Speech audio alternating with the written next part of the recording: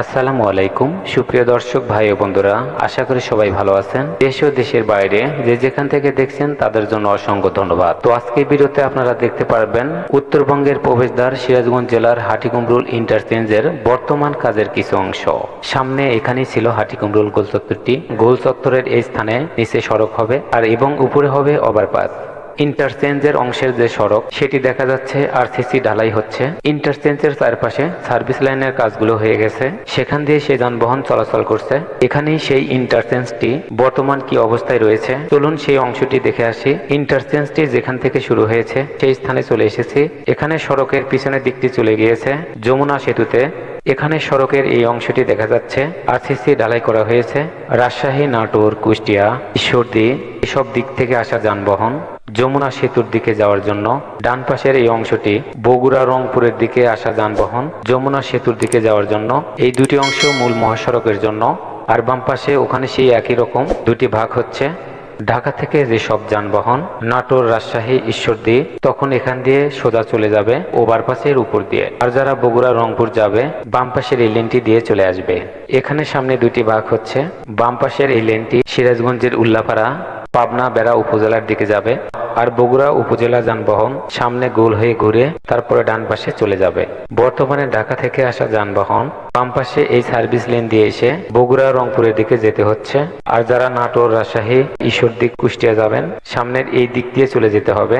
আর একটু সামনে গিয়ে ইউটার্ন নিয়ে সড়কের অপর প্রান্তে সার্ভিস লাইনে যেতে হবে। এখানে একটি আন্ডারপাস, এখানে যাওয়ার পথে দেখতে পেলাম এই আন্ডারপাসটি বন্ধ আছে, যার কারণে সামনে এখানে গিয়ে ইউটার্ন নিয়ে অপর প্রান্তে এই সার্ভিস লাইনে নাটোর, রাজশাহী, ঈশ্বরদী, কুষ্টিয়ার দিকে যেতে হবে। মাঝখানের এটি হবে মূল মহাসড়ক। এই লেনটি পাবনা সিরাজগঞ্জের উল্লাপাড়া থেকে আসা যানবাহন সামনে এখানে গোল হয়ে ঘুরে ঢাকায় যাবে। আর একটি অংশ বগুড়া রংপুরে যাবে। আর ডান পাশের এই অংশটি বগুড়া রংপুরের দিকে আসা যানবাহন সিরাজগঞ্জের উল্লাপাড়া পাবনার দিকে যাওয়ার জন্য, উল্লাপাড়ার দিকে আসা যানবাহন নাটোর, রাজশাহী, কুষ্টিয়ার দিকে যাওয়ার জন্য। এখন ইন্টারচেঞ্জটি যেখান থেকে শুরু হয়েছে সেখানে চলে এসেছি। এখানে সড়কের পিছনের দিকটি চলে গিয়েছে যমুনা সেতু।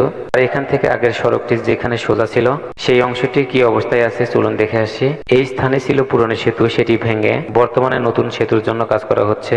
ডান পাশের এই ওভারপাসটির মতো বাম পাশে এখানে একটি ওভারপাস হবে। এই দুটো লেন নাটোর, রাজশাহী, কুষ্টিয়া, ঈশ্বরদী এসব দিকের যানবাহন যাওয়া আসার জন্য।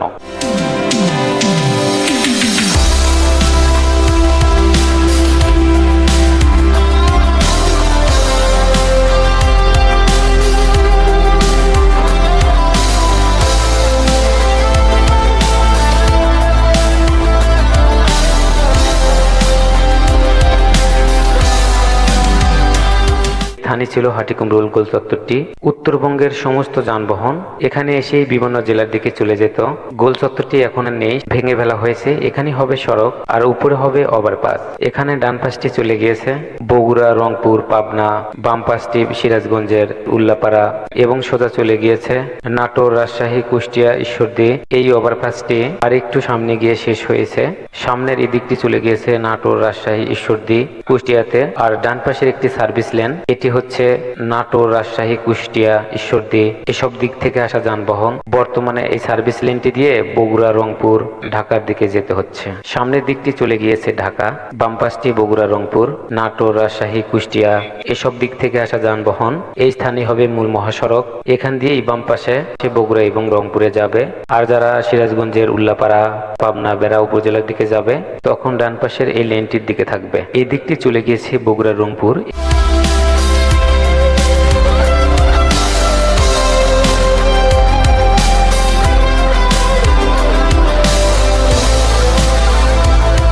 এবার উপর থেকে এই পুরো ইন্টারচেঞ্জটি দেখতে কেমন হয়েছে চলুন সেই অংশটি দেখে আসি।